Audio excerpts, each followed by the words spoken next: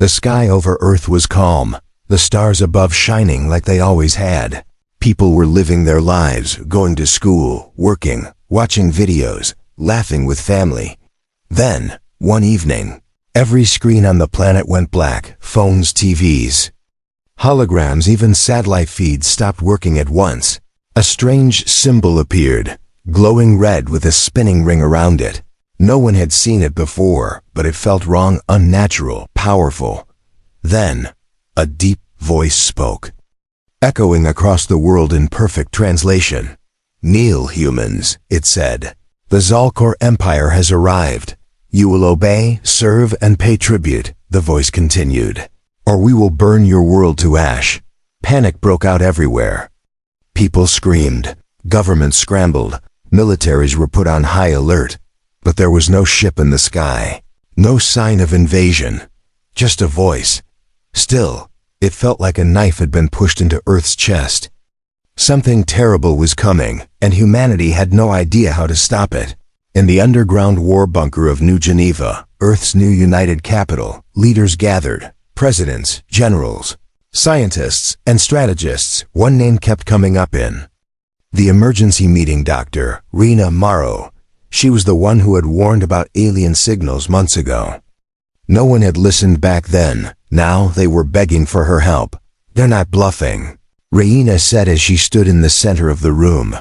"They've done this before to other species." She showed them images she had decoded, burned worlds, broken cities, floating corpses in orbit.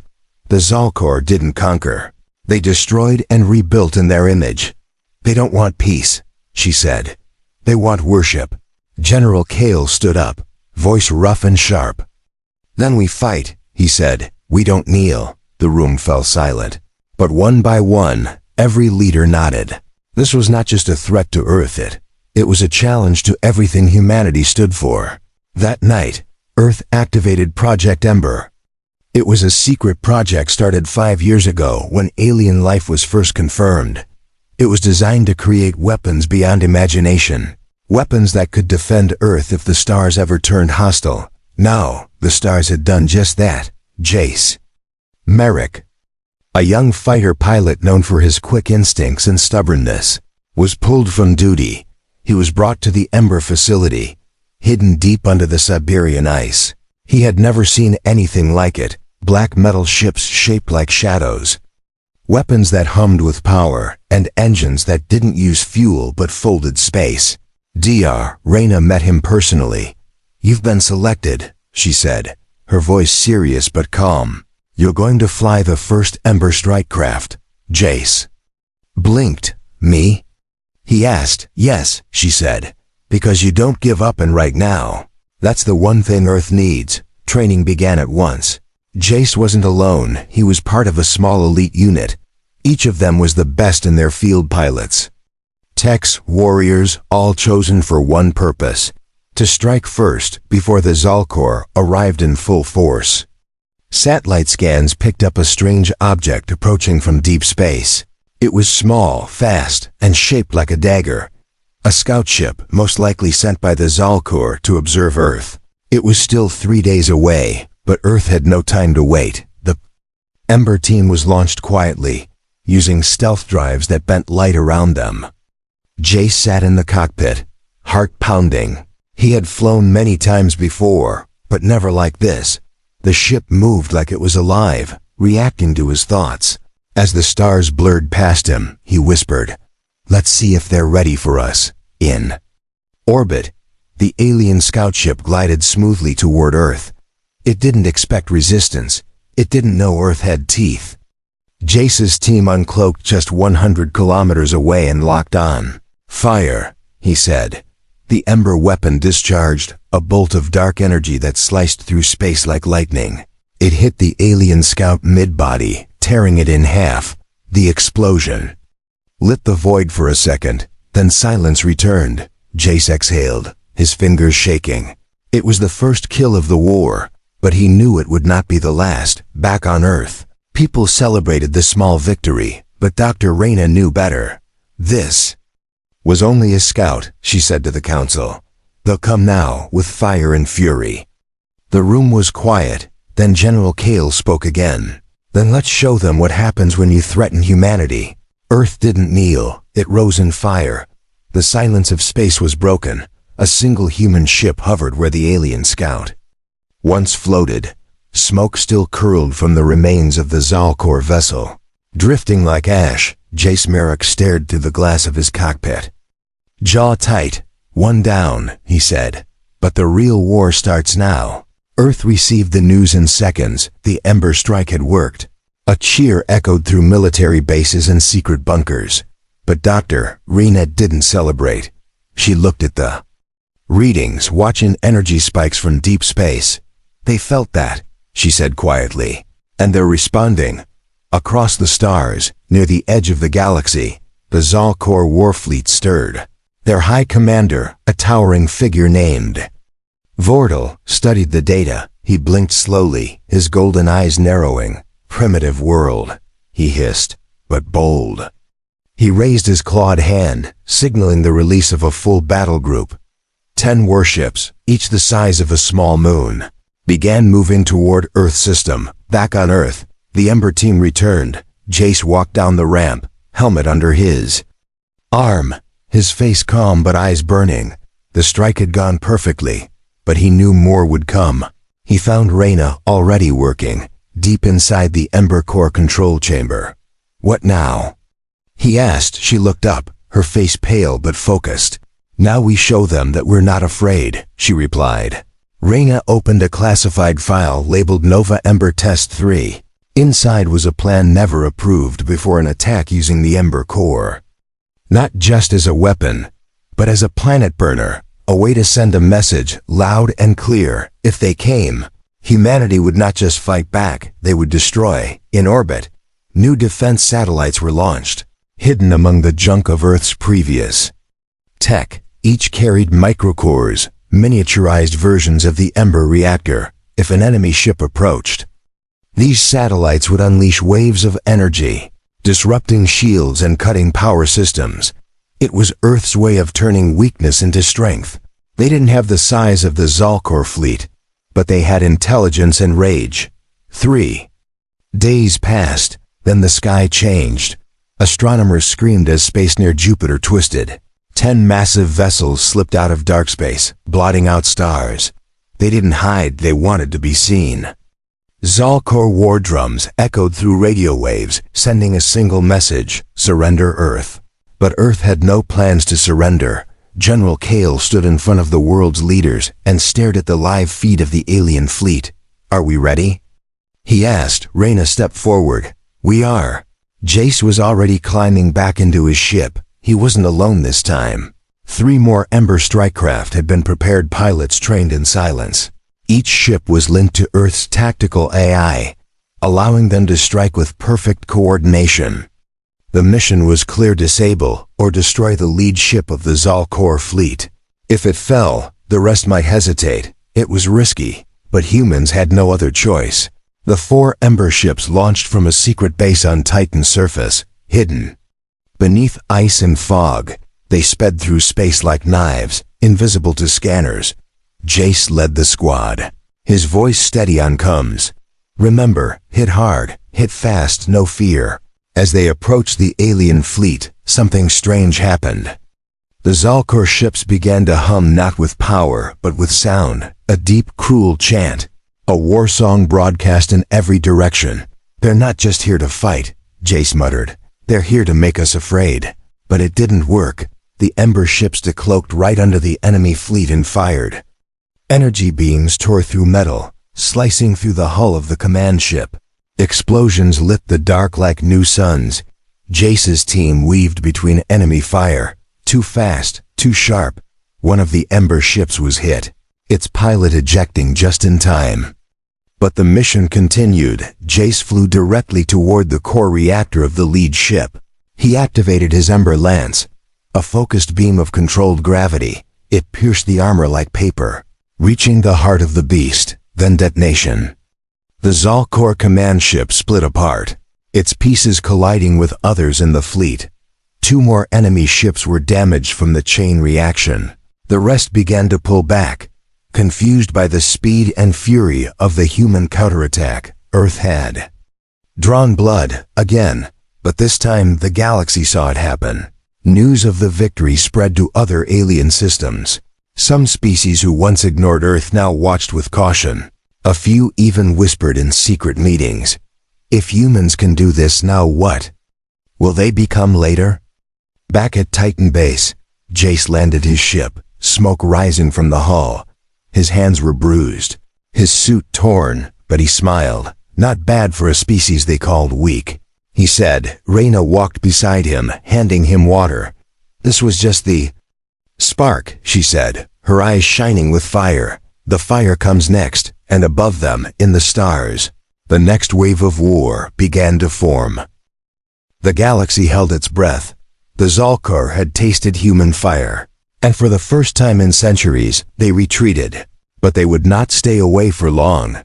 Inside Earth's underground command center, the leaders didn't cheer, they prepared, because they knew next time the Xal'Kor would come in full force. Dr.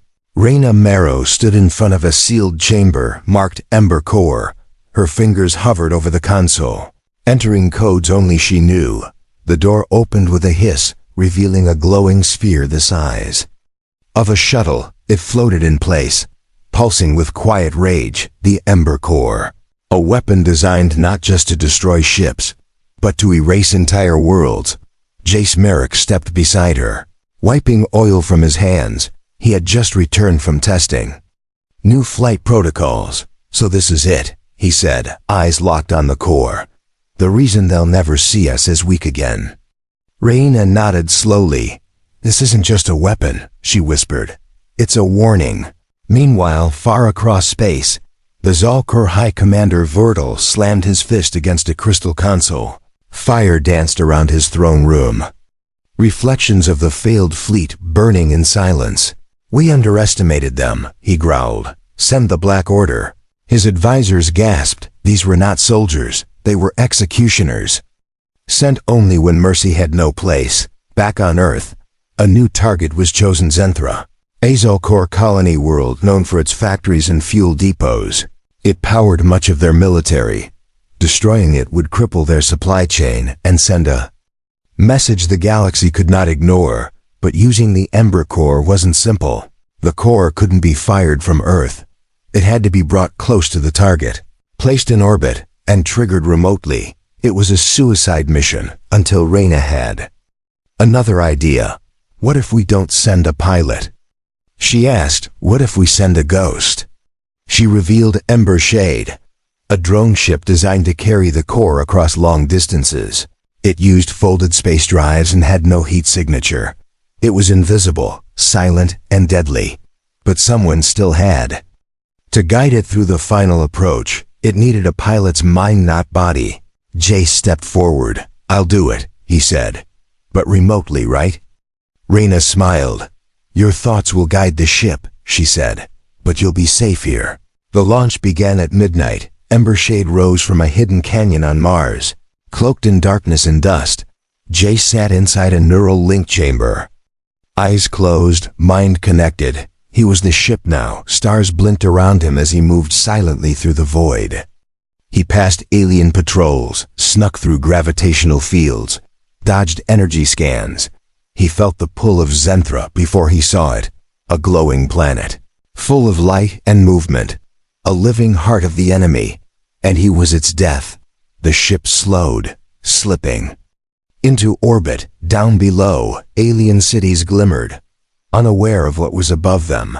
Jace took a deep breath, his real body trembling in the chamber back on Earth. He activated the core. "Good night," he whispered. The Ember Core pulsed once, then exploded. A wave of energy rushed out in perfect silence. It didn't burn, it erased. Buildings vanished, oceans boiled, skies shattered. Zenthra blinked out of existence in less than 10 seconds. What was once a colony of millions became a field of glowing dust. Back in the chamber, Jace fell to his knees, breathing hard. His mind had touched the heat of the core.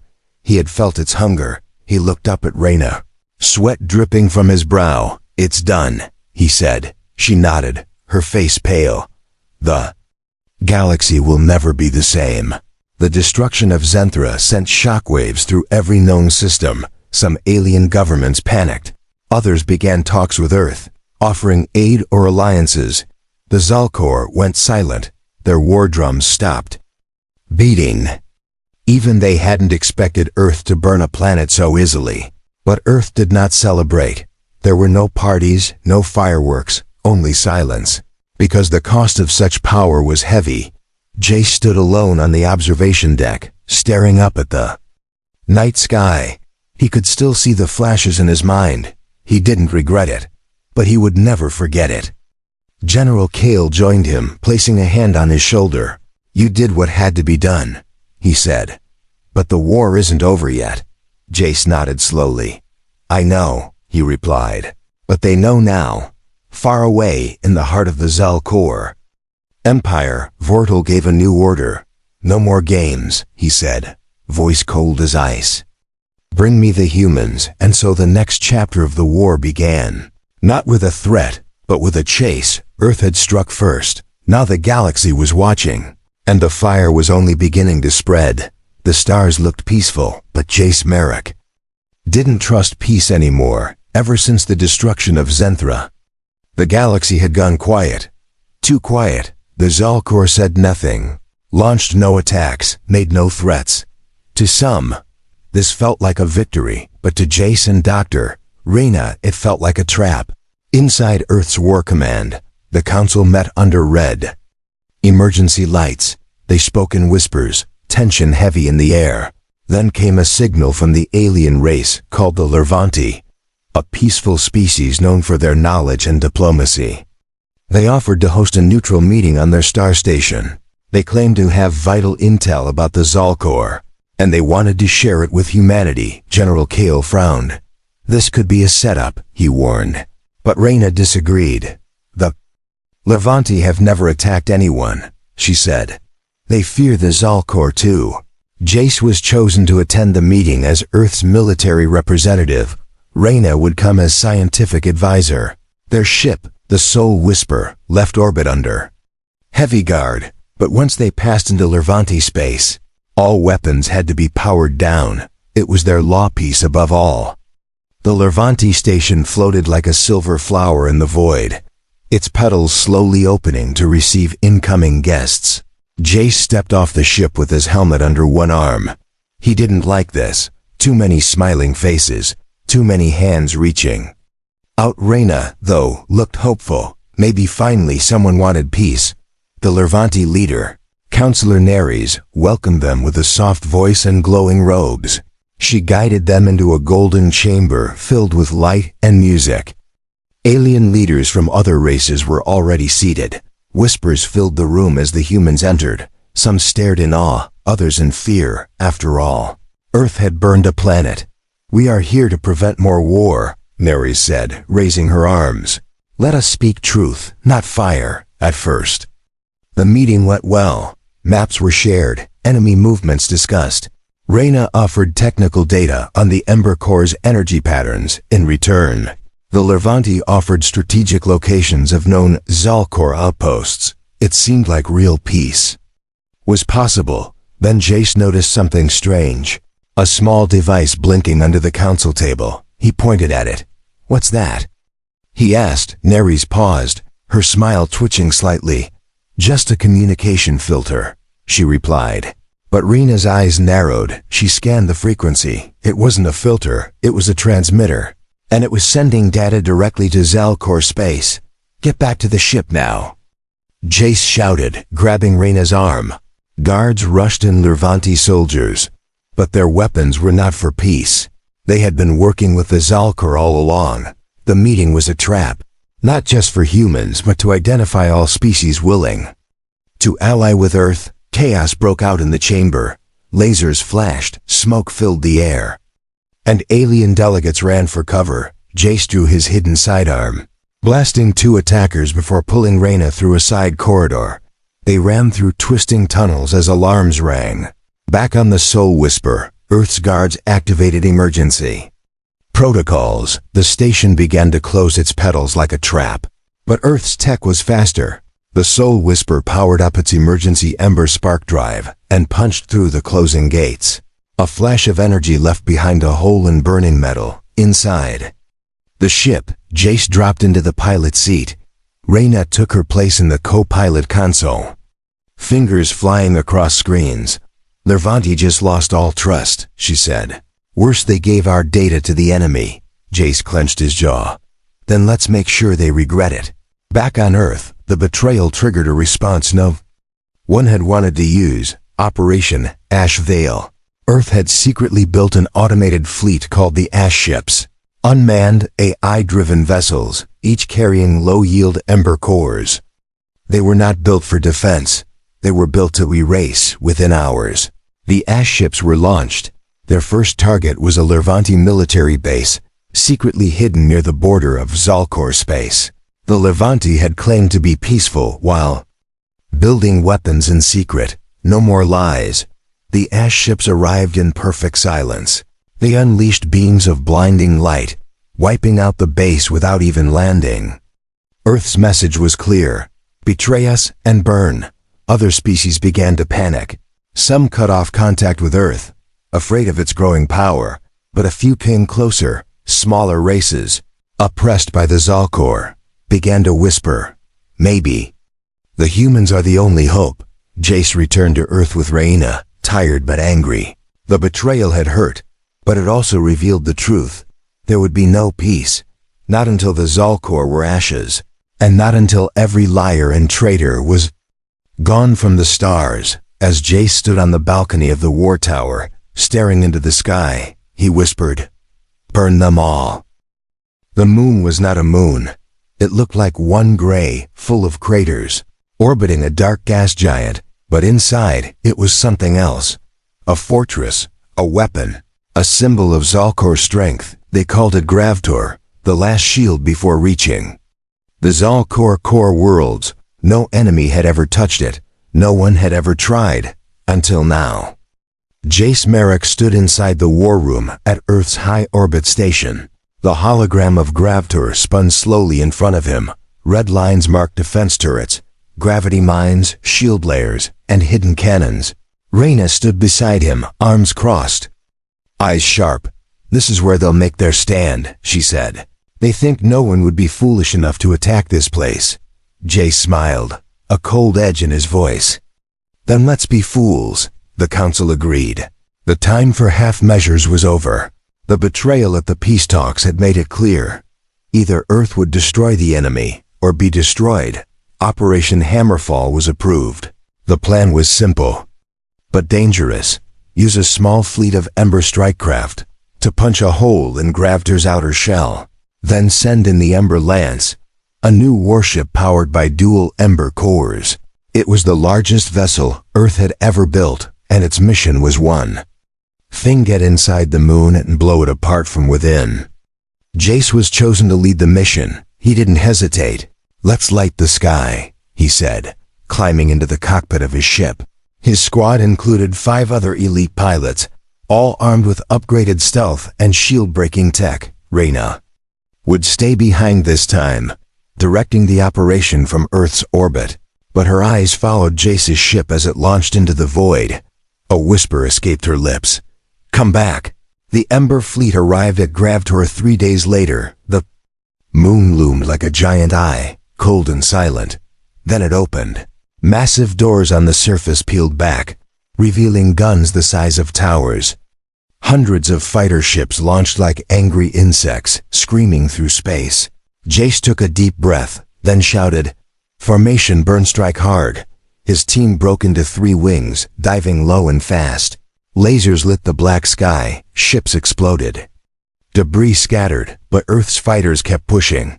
Jace aimed for a small crack near the Polar Ridge. Intel showed it led into a maintenance shaft. He fired twin plasma lances and punched through. His ship dove into the opening, racing inside the enemy moon. The interior was a maze of metal tunnels and glowing wires. Jace's ship twisted through narrow gaps, dodging enemy fire. At the same time, the Ember Lance dropped out of folded space. The massive warship shimmered like a storm cloud, energy pulsing along its hull. It charged forward toward the breach. Slow but unstoppable, outside, the battle grew brutal. 2 of Jace's team were shot down, their ships exploding in silence, but the others held the line, drawing enemy fire away from the Ember Lance. The fortress moon fired everything it had: graviton beams, particle bursts, even missiles guided by thought. But Earth had upgraded too. The Ember Lance shrugged off the hits and pushed forward. Then came the moment. The warship entered the tunnel Jace had cleared and reached the moon's center, the heart of Gravtor, an ancient Xal'Kor energy core older than most stars. The lance positioned itself above the reactor and began charging. Jace's voice crackled through the comms. "Reina, detonation sequence ready." Back at mission control, Reina placed her hand on the trigger console. Her fingers shook. Destroying Gravtor would break the Xal'Kor line, but it would also mark a point of no return. Earth would become not just a fighter but a slayer of legends. She pressed the button. Inside the fortress moon, the dual Ember Cores activated. A pulse of light shot downward, striking the ancient reactor. For 1 second, time stopped. Then Gravtor split in half, from orbit. It looked like the moon had blossomed, fire and light blooming outward. Chunks of debris flew in every direction, some the size of cities. A shockwave rolled through space, crashing into both friend and foe. The battle stopped as everyone stared at the impossible. The indestructible moon was gone, destroyed by humans. Jace's ship emerged from the chaos, battered and burning. He was alive but barely. Mission complete. He whispered, then blacked out. Earth's victory echoed through the stars. Some alien species dropped their alliances with the Xal'Kor. Others opened talks with Earth, begging to join the Human Defense Pact and the Xal'Kor. They did not speak, but their silence was heavy. Jace was pulled from the wreckage of his ship and brought back to Earth. He opened his eyes days later. Reina was beside him, holding his hand. "We did it," she said softly. He smiled weakly. They never saw it coming. Gravtor was gone, and with it, the myth of Xal'Kor invincibility. Now the war had changed. Earth had struck deep into enemy heartland, and the galaxy watched in fear and awe. A message came, not through radio, not through light, but through gravity itself. The stars bent slightly. The air around Earth's orbit grew heavy. Then the signal arrived. It wasn't loud, but it pressed on every human mind like a whisper in their bones. "We offer you peace," the voice said. "We offer you glory, riches, power, and control of the outer sectors. Stop now, and we will share the galaxy. Continue, and we will erase your world." It was from the Xal'Kor High Council. The voice didn't sound angry. It sounded calm, too calm. Inside Earth's war room, silence followed the broadcast. Reina looked at the screen, her eyes dark. "They're trying to buy time," she said. "They're scared." General Kale shook his head. "This isn't a real offer," he said. "It's a delay tactic while they gather their final weapon." But Jace Merrick, still recovering, stood slowly from his seat. He had heard the message too, and something in it made his blood cold. "They're not offering peace," he said. "They're offering mercy because they think we'll beg for it." He looked at the others and added, "We don't beg." Earth sent its reply, only 3 words: "We will finish." The Xal'Kor response was fast. They launched their final wave, a massive armada of warships, each one upgraded with void cores and ancient weapons. They were led by the Vessel of Silence, a command ship 5 times larger than Gravtor, a moving fortress of black metal and death. Earth's fleet began gathering, ships from Mars, Titan, Europa, and hidden bases deep in the asteroid belt, all prepared for one last stand. Reina stood in the Ember Core chamber, monitoring final upgrades to the Nova Protocol. It was the last evolution of Earth's Ember tech, a weapon that could not only destroy planets but bend space itself. Jace, though still bruised, walked into the chamber and strapped on his pilot gear. "You sure you're ready?" Reina asked. He nodded. "If I die in the sky, at least it won't be in a bed." The Ember Lance, though damaged from Gravtor, had been repaired and upgraded. Now it carried the Nova Core, small in size, but capable of burning a star system. Jace climbed aboard, joined by a fleet of fighters, drones, and the last of the ash ships. The mission was clear: reach the Vessel of Silence and destroy it, no matter the cost. The final battle began near the dying star of Verex. The Xal'Kor fleet appeared like a swarm of nightmares. Their ships moved like shadows, silent and full of power. But Earth's fleet stood tall, smaller. Yes, but smarter, faster, and filled with fury. Jace led the charge, his fighter cutting through enemy lines like lightning. Reina guided him from mission control, her voice steady in his ear. "Left flank collapsing," she said. "Adjust angle. And climb." Jace followed her voice like it was part of him. Laser blasts lit the void. Explosions shook the silence. And through it all, the Ember Lance pushed forward. Then they saw it. The Vessel of Silence. It didn't fire. It didn't move fast. It simply was, a black shape in the stars, pulling light toward itself. A ship built not for war, but for extinction. Jace stared at it and whispered, "That thing. It doesn't just destroy. It ends." As Earth's fleet fought to protect the Lance, Jace activated the Nova Core. It pulsed with colors no one had seen before. It folded and unfolded reality in front of him. The ship groaned under the power, but he held it steady. "Target locked," Reina said from Earth. "Jace. It's now or never," he smiled. "Then let's make never look pretty," he fired. The Nova Core launched like a heartbeat, a pulse of energy faster than thought. It struck the center of the Vessel of Silence. There was no explosion, no fire, just stillness. Then the ship vanished, not destroyed but removed from space. As if it had never existed, the rest of the Xal'Kor fleet hesitated, their command gone, their purpose lost. Earth's ship struck hard and fast, pushing the enemy into retreat. Some ships self-destructed. Others fled into the void. And just like that, the final battle was over. Back on Earth, people cried in the streets, not just in joy but in relief. They had survived. Jace returned, limping from his ship.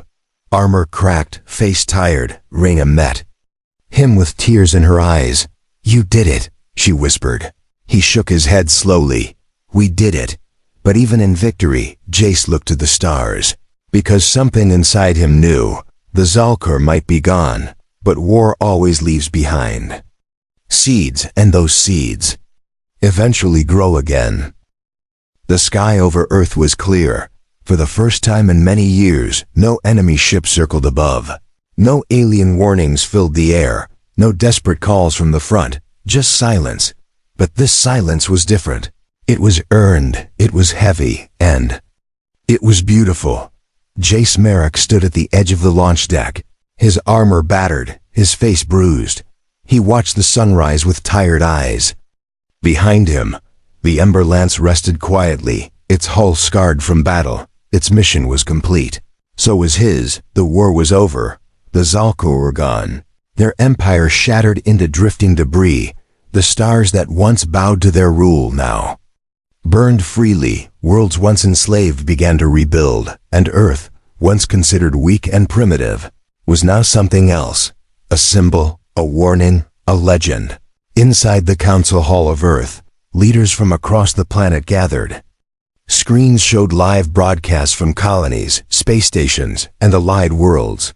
All watching, all waiting. Reina stepped onto the stage, her voice steady. "Humanity did not ask for this war," she said, "but we finished it. We did. Not kneel, we rose." Crowds cheered across Earth, not just for revenge, but for survival, for unity, for the strength that came when all of humanity stood together. General Kale gave the next speech. He was older now, slower, his arms still in a brace. But his voice was strong. "The galaxy thought we were soft," he said. "They thought we would bend. Well, now they know. If you ask us to kneel, we'll burn your throne." The speech was broadcast across over 40 species. Some watched with fear, others with hope. Many had once ignored humanity, now they wanted to join the Earth Federation, because Earth had proven something simple. They don't start wars. But if you bring war to them, they will finish it. Jace returned to the city of Neo Geneva with Reina. They walked through a new memorial park, trees growing where missiles once landed. Statues lined the path, showing fallen pilots, engineers, medics, scientists, not heroes of war, but builders of survival. Jace paused in front of one statue, his old squad leader, Miko, gone during the assault on Gravtor. He placed his hand on the cold metal. "We made it," he whispered. "Wish you could see it." Reina took his hand gently. "He does," she said softly. "They all do." A new generation of children now played in the streets. Some wore little cardboard helmets, running around, pretending to be Ember pilots. Others built models of the Ember Lance. Jace smiled at them. Maybe now they wouldn't grow up learning to fight.